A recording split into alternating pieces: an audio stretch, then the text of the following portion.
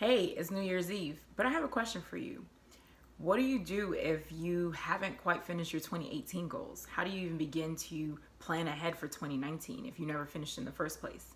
I want you to jump into this vlog and we're going to discuss a different way, a new approach to enter into 2019.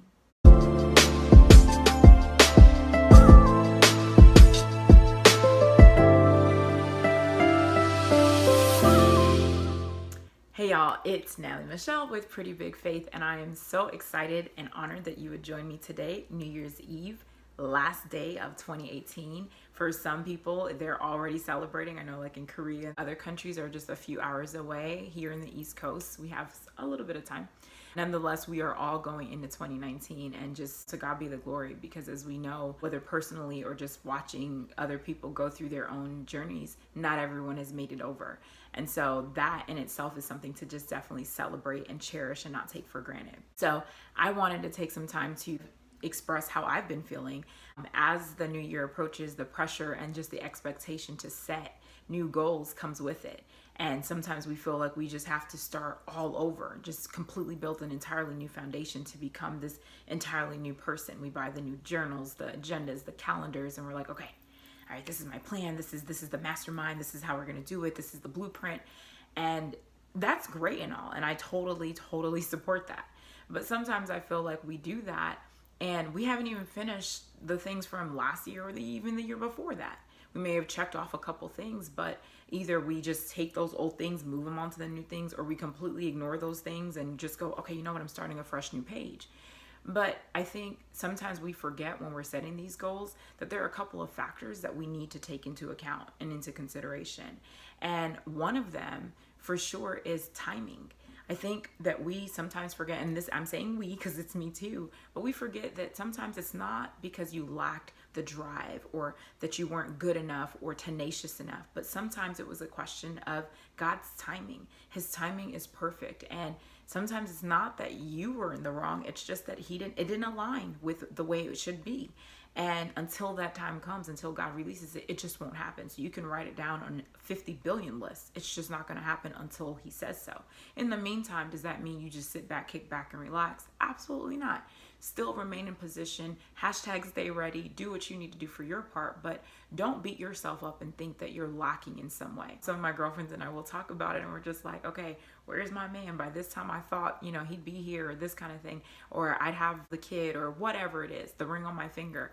But that's not something you can just make happen, right? So don't beat yourself up if it's something like that you've been waiting on.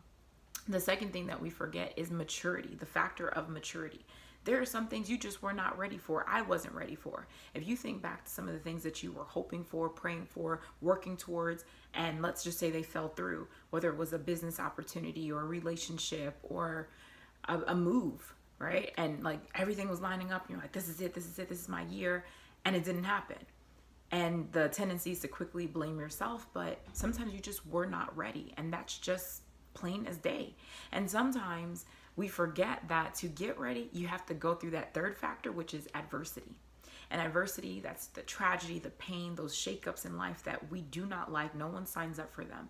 But when they come along, they not only, yes, disrupt life as normal, but they do also reveal what you stood on in the first place, and they bring you to another level of maturity that deepens your faith, deepens your walk with God, shows you really what you're made of, gives you a new level of confidence, and gives you access to places and things that you wouldn't have never dreamt of had you not really lost the level of fear that you had before life turned for you in such a horrible way.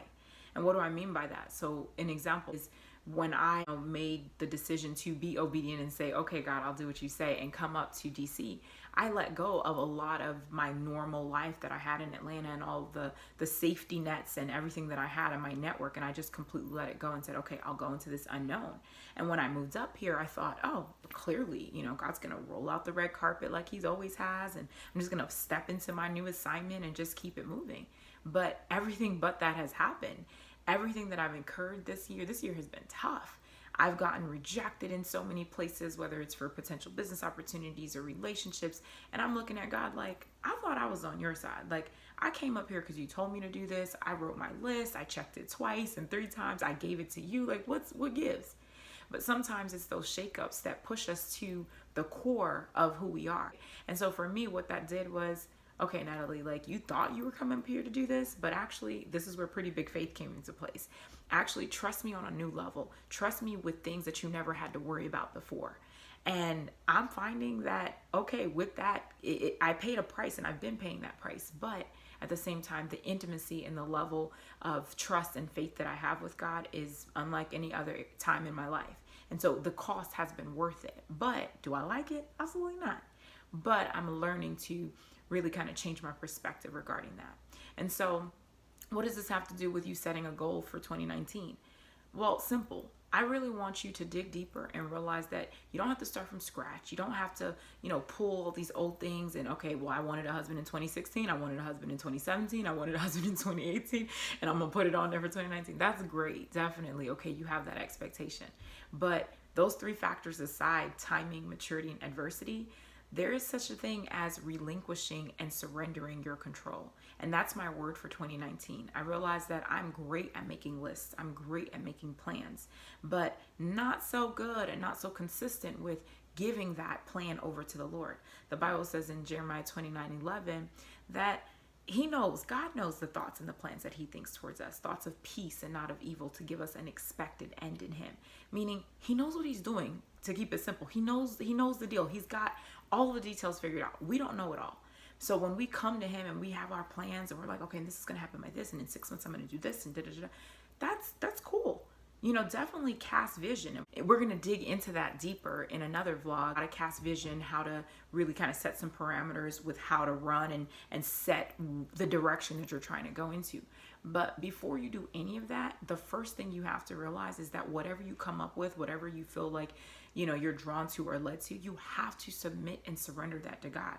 You can't come up with your thing, run with it, and then go, okay, God, by the way, bless that on the way out the door. That's not how that works. We can't just go to him when we need help or we need assistance. If he truly is the Lord of your life, that means he's in every area. You seek him, you love him, and you invite him into every intimate space. And that also includes, your hopes and your dreams. And for me, that's hard sometimes because, like I said, I like to be in control. I like to know what's going on and what's the next step and check this and check that. And he was just laughing at my plans this year and the year before when he just really sat me down and said, I got this. You're in that season of sit down, chill, let me do this. And that might be you. And that might be your 2019. I don't know. But what I will learn through this season is the first thing to do is surrender, release, let go.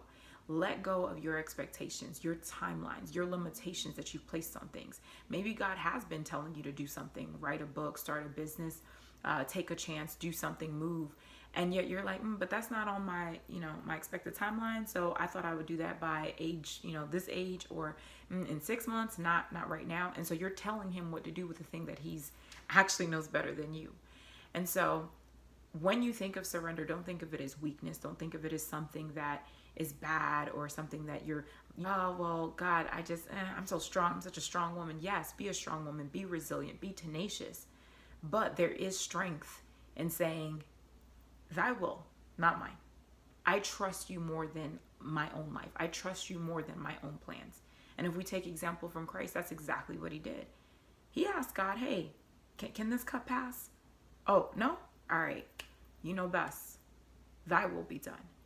And I think if we just go into 2019 saying, you know what?